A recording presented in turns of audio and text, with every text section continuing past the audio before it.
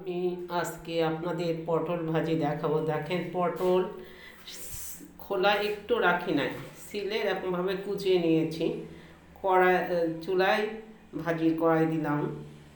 দেওয়ার পরে এবার আমি কয়েকটা শুকনা মরিচ দিচ্ছি, আপনারা দেখুন। এবার আমি বেশ খানিকটা তেল দিলাম, দিয়ে শুকনা মরিচটা ভাজা পর্যন্ত অপেক্ষা করব। ভাজবো। তো দেখেন, বলক উঠে তোলটা যখন ভাজা হয়ে যাবে মরিচটা, তার মরিচটা তুলে নিয়েছি। এবার ওই পেঁয়াজগুলো সব দিয়ে দিলাম, একটু পেঁয়াজ বেশি লাগে পটল ভাজায়, তো পেঁয়াজটা দিয়ে দিলাম। দেওয়ার পরে এবার এটা আমি নাড়ছি। কিছুটা 2-3 কোয়া রসুন দিলাম, কুচি কুচি করে ওর মধ্যে দিয়ে ব্রেস্তা হয়ে যাওয়ার পরে আমি পটলগুলো দিলাম।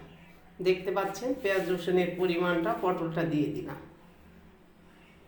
দেওয়ার পরে এবার আমি 1 টুকরা দারুচিনি দিলাম। সহজভাবে পটল ভাজি যে এত মজার হতে পারে। এবার একটা শুকনো মরিচ আমি ভেঙে দিলাম। দেওয়ার পরে 1 টুকরা তেজপাতা দিচ্ছি। দেওয়ার পরে আমি অপেক্ষা করছি। এরপরে আবার একটু আলাদা হচ্ছে জয়ত্রী ভাজা দিলাম। দেওয়ার পরে আমি নাড়াচাড়া করছি। দেখেন, এটা একটা গরম ভাব বের হচ্ছে।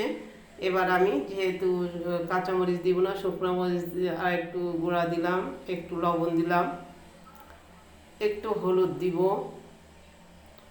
আর একটু ধনের গুঁড়া দেব। ব্যাস, মশলা দেওয়া শেষ। এবার আমি সুন্দরভাবে নাড়াচাড়া করছি। আমি হলুদ কম দিব, কালার ঠিক থাকবে, কিন্তু মজার হবে। আচ্ছা, এই ফাঁকে আমি আর একটা ডিম ভাজবো, আপনাদের দেখাচ্ছি। আমি এখানে ব্রেস্তা করে নিয়েছি। করার পরে আমি এর ভেতরে একটু লবণ দিব। এমন ডিম ভাজি আপনারা দেখেছেন কিনা আমি জানি না। এবার ব্রেস্তা তো অন্যদিকে ছড়ায় রাখবো। রাখার পরে আমি একটা ডিম ভেঙে দিলাম। ডিম ভাঙার পরে আমি ওই ব্রেস্তাগুলো এর মধ্যে দিয়ে দিলাম। দেওয়ার পরে আমি এটা উল্টানোর চেষ্টা করছি, মানে এটা ব্রেস্তা দিয়ে পেঁয়াজ ভাজা। দেখেন, আমি এটা উল্টায় নিলাম। এখন এটা ওই ব্রেস্তার মধ্যে আমি একটা শুকনো মরিচ টুকরা করে দিয়েছিলাম।